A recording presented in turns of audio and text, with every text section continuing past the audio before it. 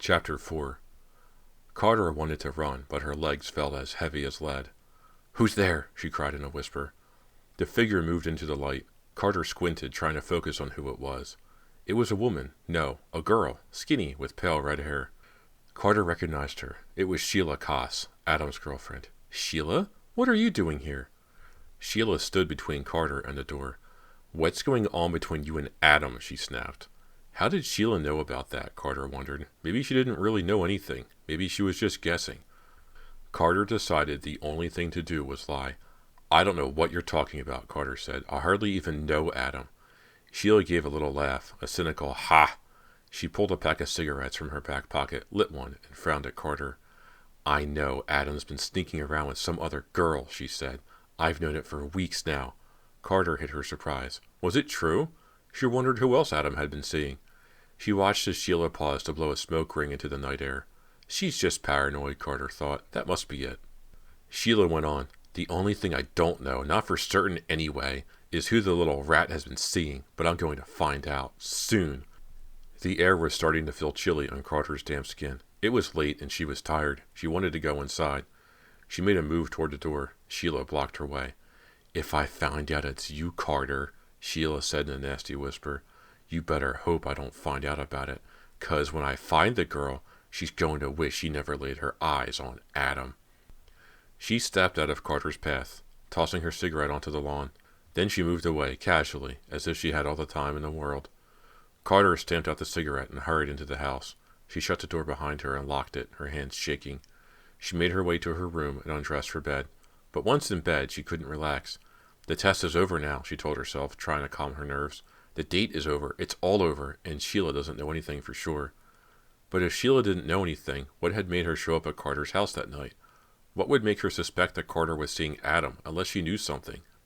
With these thoughts whirling through her mind, Carter eventually managed to fall into a restless sleep. She woke up late the next day, still tired. If she didn't dress quickly, she'd be late for her tennis date with Jill. She threw on a clean white t-shirt and a pair of white shorts and grabbed her tennis racket, bag, and car keys. She pulled into the club parking lot at exactly 1. The sun was bright and the air was very warm. So far it had been a very early spring. Carter got out of the car and started for the clubhouse looking for Jill's car. It wasn't there, but Adam was. He was standing outside the gates wearing a black t-shirt, cut-off jeans, and black high-top sneakers. Not exactly proper tennis attire. His dark hair was pulled back in a ponytail, and he was holding a beat-up wooden tennis racket and a gym bag. Adam was scowling. A uniformed security guard stood next to him, his arms folded across his chest. Carter gulped nervously as she walked toward the gates. He was serious, she thought. He really showed up. I can't believe it. "Hi, Carter," Adam said when she reached him. "This guy." He jerked his thumb toward the guard. "Wouldn't let me in. I told him I'm your guest, but he doesn't believe me." Carter wanted to sink into the ground. The guard stared at her, slightly surprised now, but his face didn't completely lose its no-nonsense expression. It's okay," she said to the guard. "He's with me." The guard, still skeptical, let his arms drop from his chest and stepped aside. Carter led Adam through the gate into the North Hills Country Club. North Hills was the most exclusive club in Shadyside.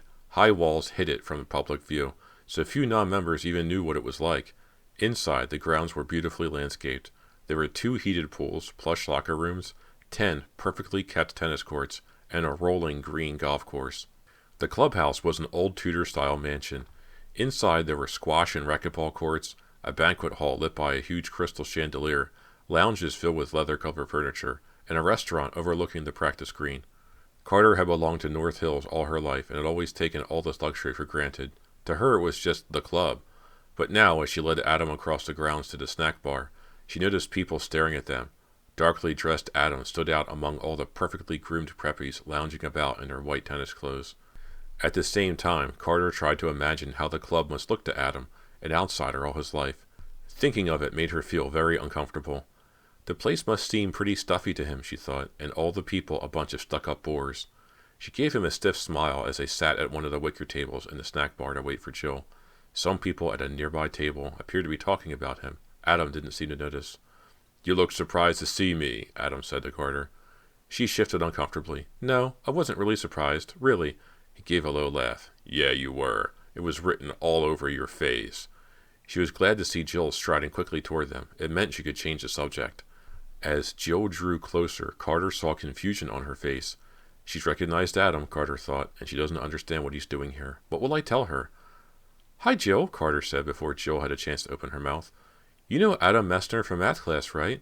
Sure, Jill said, but... Carter interrupted her. He's going to play tennis with us. Now we just need a fourth for doubles. I'll join you, said a voice. It belonged to a tall, good-looking blonde guy sitting at the table next to Carter's. Her heart sank when she saw who it was. Richard Smith. Richard Smith was cute, but extremely snooty, too snobbish and uptight for Carter's crowd. He had been trying to get Carter to go out with him since 9th grade, but Carter wouldn't go. She enjoyed turning him down time after time, though nothing she did seemed to squash his giant ego. He kept coming back for more. Richard stood up and sauntered over to Carter's table. He looked down his long, perfect nose at Adam. Adam coolly ignored him. Carter couldn't help feeling a little proud of Adam, in a perverse way. She was glad Richard didn't ruffle him. Adam could hold his own. I like your ponytail, Richard said with a smirk. Shut up, Richard, Carter said. You and Jill against me and Adam. Let's go. They went down to the courts. Adam served first. He aced it. I wasn't ready yet, Richard complained. But I'll let that one go. Jill returned to Adam's next serve, but Adam and Carter won the point anyway. The game quickly became intense. Carter found herself concentrating hard and really enjoying the game. Together, she and Adam were making Jill and Richard run. Sweat was pouring off Richard's face. Adam, with his funky clothes and wooden racket, was a skilled player. His style was aggressive, and he blew Richard off the court. Carter and Adam won the match. Richard stormed off the court without saying a word. Jill came around the net and said, Great game, guys. Sorry Richard was such a bad sport. Carter smiled at Adam. I don't think Richard expected to lose. Where did you learn to play tennis so well? At the public tennis courts, said Adam. My older brother taught me. Adam gave Carter his slow grin. She felt her face get warm. Let's go shower, said Jill. I've got to get home soon. Carter pointed out the men's locker room to Adam. She and Jill went into the women's. As soon as the door closed behind them, Jill cornered Carter. I've been dying to ask you all afternoon, she said. What's going on? What's Adam doing here? The excitement of the tennis game faded quickly.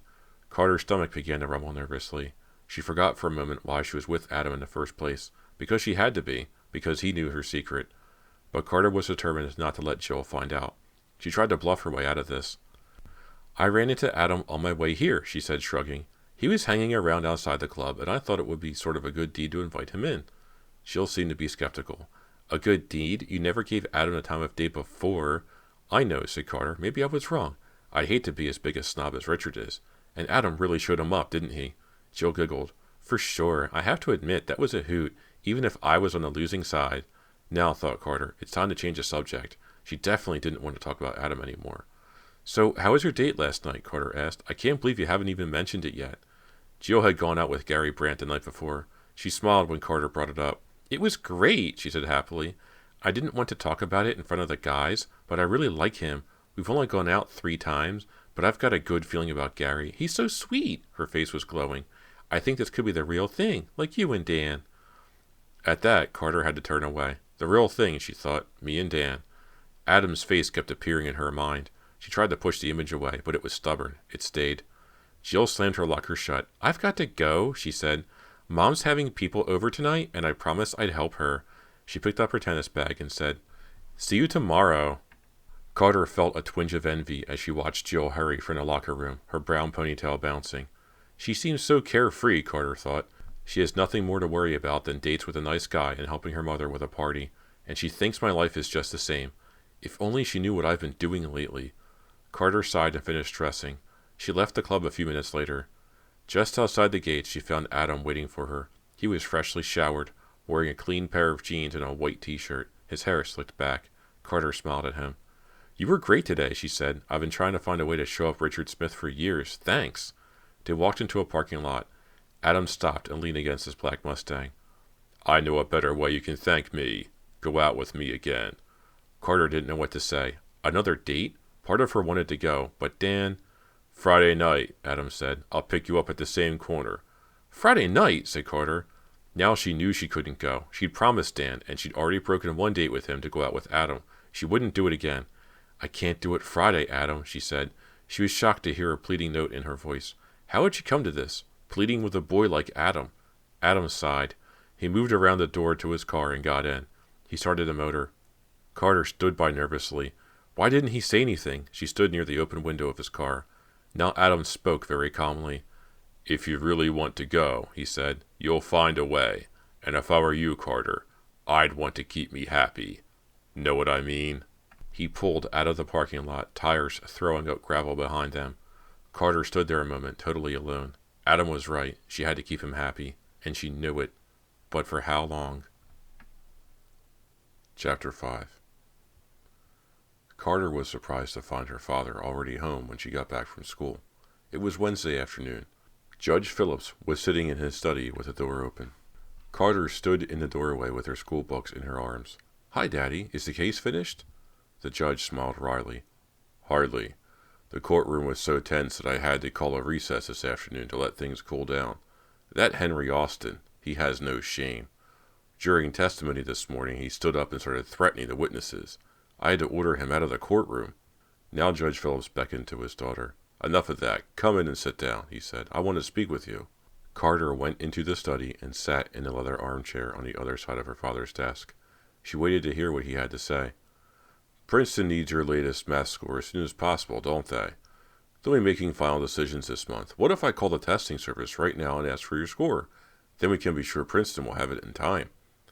Carter tried to hide her nervousness by squeezing her notebooks with her hands, hard. She swallowed before she spoke to help steady her voice. Good idea, Daddy. Call them. I can't wait to find out how I did.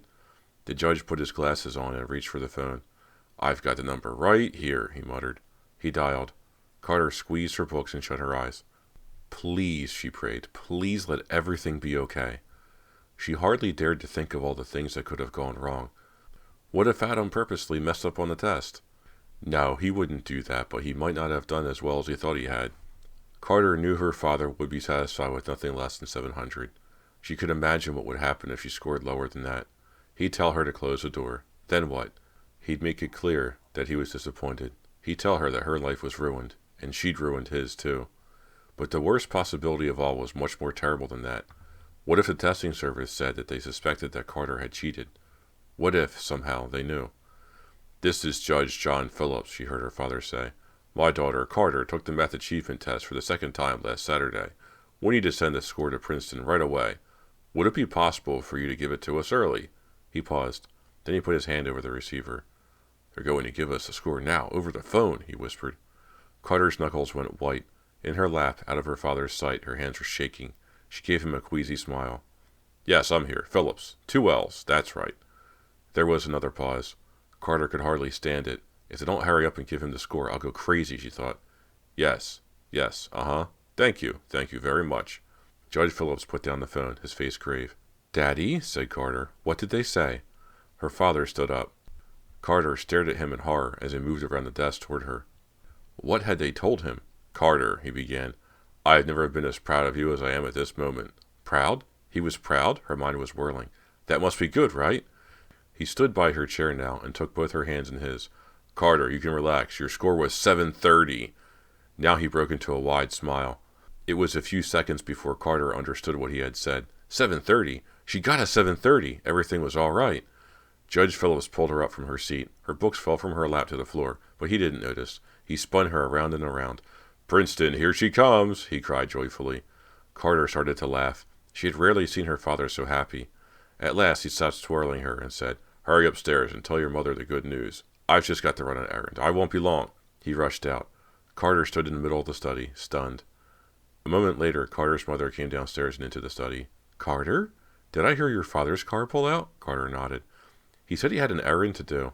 That's funny, Mrs. Phillips said, shrugging slightly. She seemed to focus on her daughter's face now. And what are you doing just standing in the middle of the room with that strange expression? Has something happened? Well, yeah, Daddy called the testing service to find out what my math score was. And? It's 730. Mrs. Phillips crossed the room and hugged Carter. That's wonderful, dear. Your father must be so happy. Isn't it wonderful? It's great. Carter, we should celebrate. Why don't you look happier about this? You look sort of numb. Carter gave her mother a kiss and said, It just hasn't sunk in yet, that's all. I can't believe it's really true. Well, it is true. It's terrific news. She pulled away from Carter now and started poking through her purse. I wish I could stay and celebrate with you, but I've got to run out and look at flower arrangements for the spring fling. She gave Carter a kiss and added, See you at dinner, dear. Mrs. Phillips left.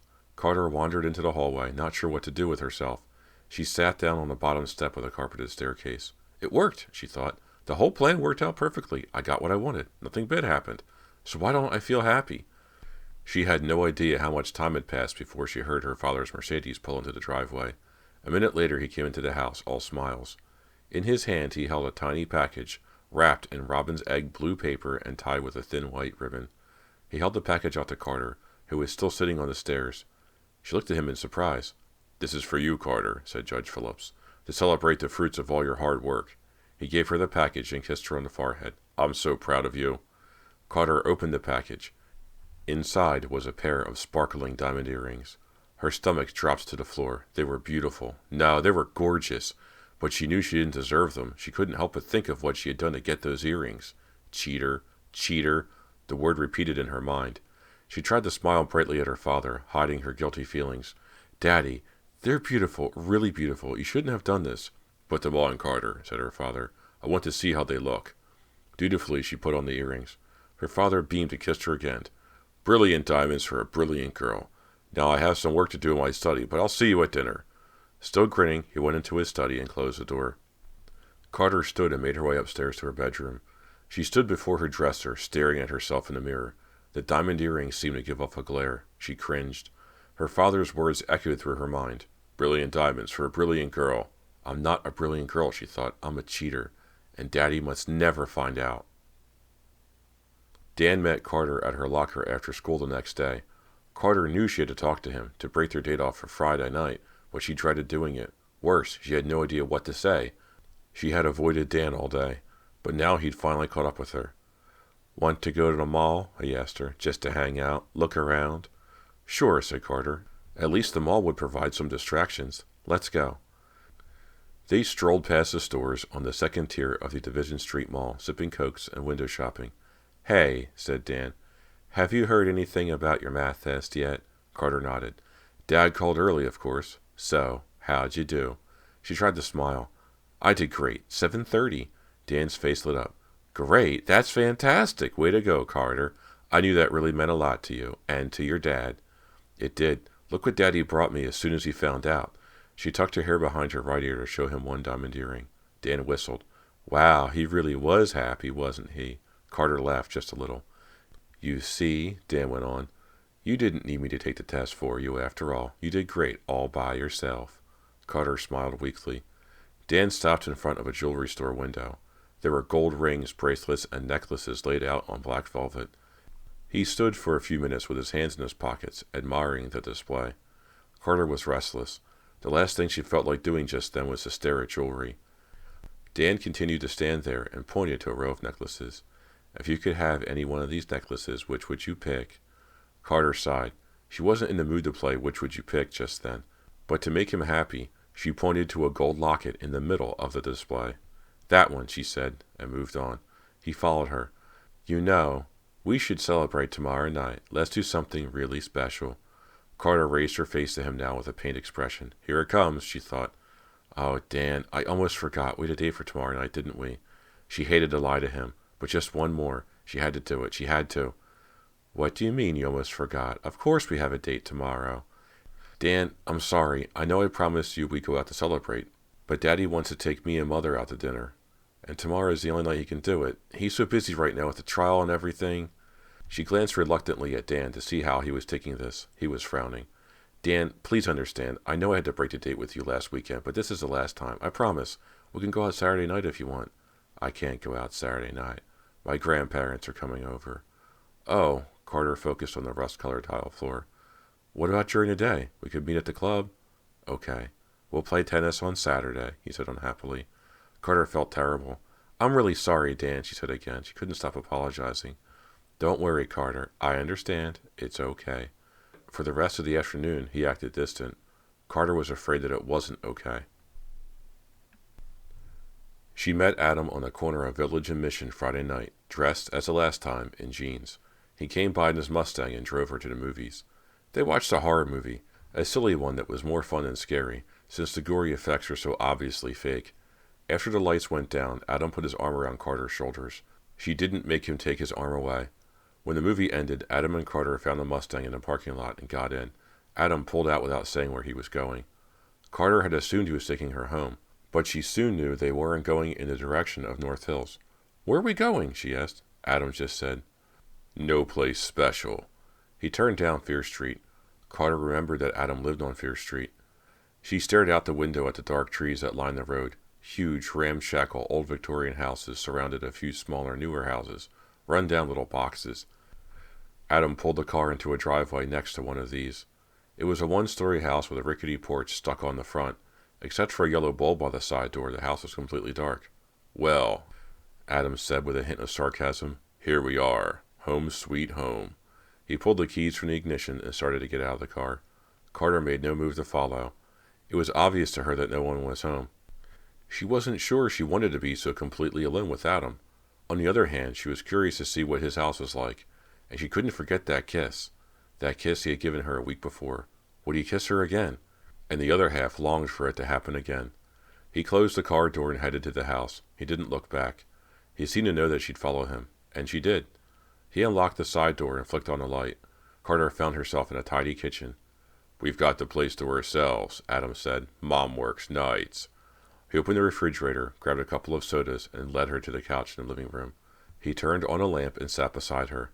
The living room was neat but shabby. The furniture, a worn couch, a rag carpet, some scuffed wooden chairs, and a coffee table covered with white cup rings, reminded Carter of the furniture she made fun of in a mountain cabin her family had rented once. "So," said Adam, flipping open his can of soda, "did you get your test score yet?" "It was great. 730. Thanks for doing such a good job, Adam." "No problem." He took a swig of soda, then put the can on the table and turned toward her. He touched her hair, then her earlobe. "Nice earrings. Are they new?" Carter's hands flew to her ears. She'd meant to take the diamond earrings off before this date, but she'd forgotten. She felt embarrassed to be wearing such extravagant jewelry in a modest house like Adam's. "Daddy gave them to me," she said, blushing. "After he heard your test score, right?" He fingered her earlobe, watching the diamonds sparkle in the light. It seemed to fascinate him. Carter pulled her head away. "Let's not talk about the test," she said. "That's all over now." "All right, I'll change the subject. Let's talk about your friend Jill." "What about her?" "She's so cool. You know my friend Ray Owens? Ray really likes her." "So?" Ray Owens had 5 tattoos and 3 earrings. Unlike Adam, he wasn't smart. As far as Carter was concerned, Jill and Ray lived on 2 different planets. "So, I want you to fix them up. We'll double. You, me, Ray, and Jill, tomorrow night." Carter gaped at him. Not only was he demanding another date with her, now he wanted to drag Jill into it too.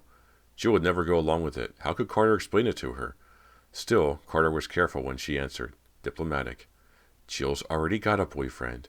She's really not free to go out with other people." "That's not important. Ray's my friend. He wants to go out with Jill. You're going to set it up. No problem, right?" She started to protest, but he stopped her by pressing his mouth against hers. She melted. It was a great kiss. But then he pressed down on her harder. She tried to get up. He wouldn't let her. His chin brushed roughly against her cheek. "Stop!" she screamed. "Stop!" She jumped up, started to back away. He followed her, grinning, and pressed her against the wall. Chapter 6. Carter struggled, trying to get away from him, trying to breathe. But he held her against the wall. She gave one big push against his chest. He smiled at her arrogantly. She was pinned. He had complete control of the situation. They both knew it. Then all at once he let her go. She moved away quickly and straightened her shirt. "Whoa, look at him," she said angrily. "You took the test for me. I appreciate it. We agreed to go out with you once. This is already our 2nd date. I have a boyfriend. I've done more than I had to. Now you've got to leave me alone." Adam's eyes burned with anger. He began to pace the room. Carter felt a stab of fear. His eyes were cold with pent-up anger. He seemed capable of anything. "What's your problem, Carter?" he sneered, turning on her. "Aren't you having a good time?" She was really afraid of him now, afraid of doing something that might let that fury loose. "Listen," she said, "if I set up this double date, will you leave me alone?" She could almost see the anger in his eyes fade. It had worked. His cool demeanor returned. "It's worth a shot, Carter. You won't know until you try." She stood still for a minute. She didn't know what to do next. "Go on. Call Jill now." He pointed toward a table in the hallway, next to the kitchen. The phone sat on the table. Carter walked stiffly to the table and picked up the receiver. With a glance at Adam, she dialed Jill's number. "Please don't be home, Jill," Carter prayed. If Jill wasn't home, then maybe she wouldn't have to do what Adam asked. But Jill answered the phone. Hi, Jill, it's me. Hi, Carter. Is something wrong? Wrong? Why do you ask that? Well, you're calling kind of late. Carter had no idea what time it was. She glanced at her watch. It was after 11. Sorry, Jill. I didn't mean to call so late. Maybe I'd better call you back tomorrow. Carter glanced at Adam. He was sitting on the arm of the couch, watching her. At her last words, he shook his head firmly. No, it's okay. Gary and I are just hanging out, Jill said. What's up? Well, Jill, she began, trying to sound cheerful. Adam Messner asked if you and I would like to double date tomorrow. Double? You mean you and Adam with me and Gary? No, not with Gary, with Ray Owens. What? It might be fun, don't you think? Carter bluffed. Hold on a minute, Carter. She heard Jill put down the phone and tell Gary she was taking the call upstairs. When Jill picked up the extension, Gary hung up the downstairs phone. Jill spoke in a hushed voice. Carter, what's this all about? Adam and Ray? What about Dan? What about Gary? Carter twisted the phone cord nervously around her finger. She was in a tight spot. She didn't want to say anything to Jill that would make her suspicious, and she couldn't say anything that would make Adam angry. It's just a date, Jill. It's not as if we're going to elope with them or anything. I don't get it, Carter. Why would you want to do this? Just for fun, Carter said brightly. She let go of the cord and started playing with the handle of the drawer on the phone table. Fun? You think going out with losers is fun? Don't say that, Jill. I mean, how well do you really know them? You're prejudiced. I am not. I'm very open-minded. Well, if you're so open-minded, you'll give it a shot. Come on, Jill. As a favor? Jill sighed. I don't believe this. All right, Carter. Since I happen to be free tomorrow night, I'll go out with you and Adam and Ray. But I want you to know that I'm doing this for one reason, and for one reason only. Something's going on with you and Adam, and I'm going to find out what it is. Adam came up behind Carter. She turned toward him and gave him a nervous grin. Great, great. I'm looking forward to it too, Jill. See you tomorrow night. She hung up the phone, still fiddling with the drawer. Absently, she pulled it open. Adam stood behind her, peering over her shoulder as she glanced into the drawer. Something gleamed among the scraps of paper and pencils and tape in the drawer. Something shiny and black. A gun. Adam reached around her and picked up the pistol. She stared at him in shock. Like it? He asked her. She was shaking now. She was alone in a house on Fear Street with a guy who had a gun. Is it yours? He nodded. You never know when you might need a gun, Carter. Who knows? Even you might need one someday. Want to hold it? He pushed the muzzle against her. She gasped and pushed the gun away. Are you threatening me? I don't need a gun to threaten you, Carter. He was grinning smugly. Shaking, she ran into the kitchen. Adam didn't try to stop her. His laughter followed her, though, loud and cruel. A few seconds later, she was out the door and running down the street as fast as she could. She didn't think about where she was going. She just ran. Fear Street. Dim yellow light fell on the street sign. Carter ran past the sign, her heart thudding. Got to get away from here. She saw a bus pull up to the curb. She jumped on. With a wheeze, the bus doors closed and it pulled away. She stumbled to a seat in the back of the bus, panting. She pressed her face against the window, watching for Adam. No, he hadn't followed. It was late, so the bus made very few stops. The only other passengers were two old men and a middle-aged woman in a flowered dress. The bus wound its way through Shady Side toward North Hills. Trying to calm herself, Carter watched the town go by outside her window. The streetlights cast empty pools of yellow on the asphalt, which darkened as the bus passed them by. Up Park Drive, Carter got off a couple blocks from her house. She started for home. The street stretched dark, quiet, empty. Empty except for the slow approach of a car behind her. First, she heard the hum of the car's engine. Then she saw the headlights illuminate the sidewalk. She waited for the car to pass her, but it didn't. It inched along, a few yards behind her, as if it were following her. Carter turned to look. The headlights glared in her face. She couldn't see anything. She shielded her eyes from the light. She turned and started walking more quickly. The car kept a steady pace behind her. What's going on? She wondered, frightened. Is it Adam? She tried to see who it was again. The lights were too bright. She began to jog. What's going on? Why is he doing this? She began to run. The car still followed. It stayed right behind her, its headlights focused on her like a spotlight as she ran.